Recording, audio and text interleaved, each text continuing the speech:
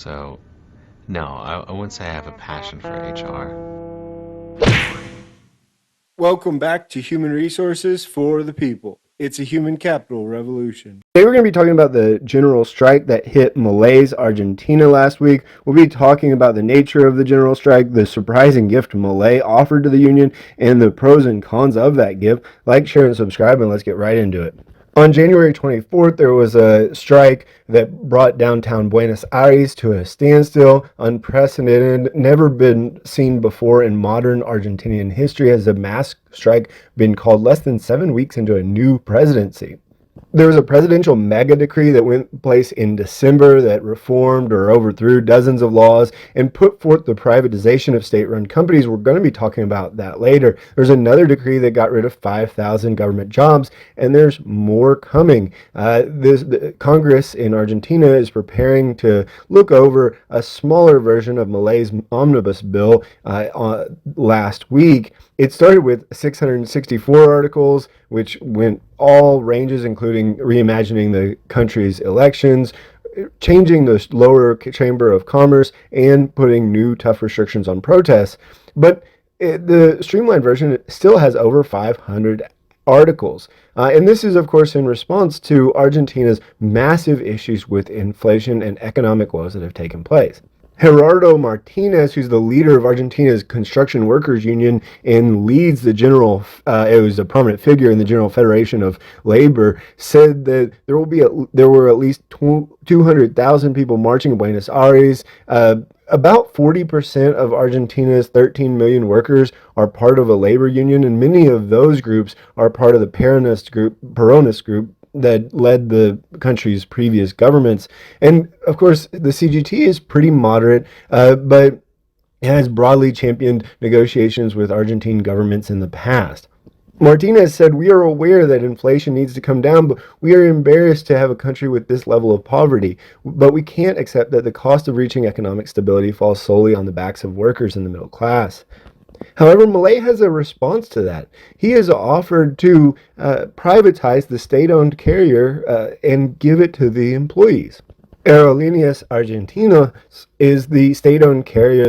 Milei says he aims to hand over shares of Argentina's state-owned airline to the workers and reduce the state funding on which it relies. He plans on giving them a year to work it out, but allowing the workers to run the airline. And Pablo Birro, who is the leader of Argentina's airline pilots union, said that if he wants to take Aerolíneas, he will have to kill us. And when I say kill, I mean literally. He'll have to take dead bodies, and I'll sign up first. So he's excited about giving the airline to the workers and to the people, but this gift is not coming, it's not a wanted gift whatsoever. The head of the Aviation Workers Union, Edgardo Llano, said that Milei's plan would sign the death certificate of Aerolíneas Argentinas because this company does not work without the contributions of the state. I found this interesting article from the United Electrical, Radio, and Machine Workers of America, linked down below if you'd like to read it, where they say, why privatize? We can run it better. And that was the questions of the UE Local 274 and the OPIU local at a wastewater treatment plant. And there's potentially some truth to this, right? This has actually been successful in the past. Mondragon Corporation is often cited as one of the largest and most successful worker cooperatives globally. It originated in the 1950s in Spain's Basque region, where a group of workers took over a failing company and established a cooperative model. Mondragon has since grown into a complex network of worker-owned businesses in various industries. And even going to Argentina, Cooperativa Integral. During the economic crisis in Argentina in the early 2000s, many businesses faced closure. In some cases, workers took over these failing businesses and converted them into cooperatives.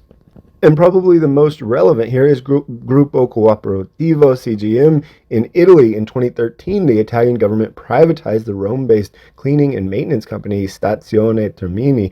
The workers responded by forming the worker cooperative group to take over the operations and continue providing services. Opponents of privatization of state companies often raise several arguments against the transfer of government owned assets to private ownership. And it's about loss of public control. They argue that there's less public control over key sectors of the economy. It might exacerbate social inequality. It might create a natural monopoly. There might be loss of strategic assets, things that are very important to the state. And, relevant to here is that the focus on profitability over public service poses a problem for some people because private companies are profit driven entities, and opponents argue that this focus may lead to a diminished commitment to providing essential services, particularly in areas where profitability is challenging. And I think that's ultimately where these unions are sitting. Where do you sit? Let me know in the comments down below. Does Milei's gift to the workers, is that a poisoned apple? What do you think? Let me know. Like, share, and subscribe, and we'll see you on the next video. Bye, guys.